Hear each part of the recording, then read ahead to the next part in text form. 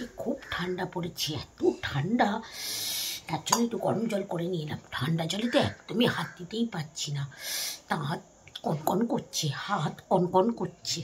একটু গরম জল খাবো।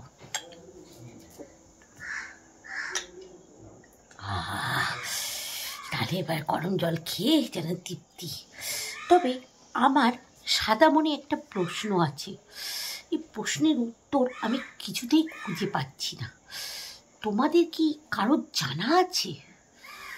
প্রশ্নটা হলো, এই যে আমরা ঠান্ডাতে ঠান্ডা জলে হাত দিতে পারছি না, হ্যাঁ, সবসময় যেন হাত পা কাঁপছে, ঠান্ডা জল দেখলেই যেন একটা ভয় ভয় ভাব। তবে আমি ভাবছি, এই যে হাঁস মুরগি, এরা এরা তো তোমার সবসময় ঠান্ডা লাগে না, এরা তো সবসময় জলের মধ্যে, পুকুরের মধ্যেই সাঁতরাচ্ছে, ঠান্ডা জলের মধ্যে।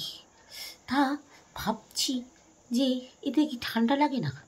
তাই এদেরকে ভাবছি কি ঠান্ডা লাগার জন্য কি গরম জলে রাখতে হবে, মানে হাঁস মুরগিকে কি গরম জলের মধ্যে রাখবো?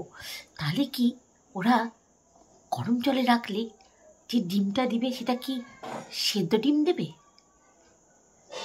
এটাই তখন থেকে খুঁজে পাচ্ছিলাম না।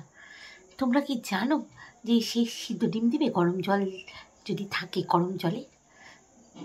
এটাই ভাবছি তখন থেকে, এই প্রশ্নটা মাথার মধ্যে ঘুরে বেড়াচ্ছে। তোমরা যদি কেউ জানো একটুখানি কমেন্টস করে জানিও তো আমাকে, যে হাঁস মুরগিকে গরম জলে রাখলে পারে গরম গরম সিদ্ধ ডিম পাবো কিনা। কি মজা!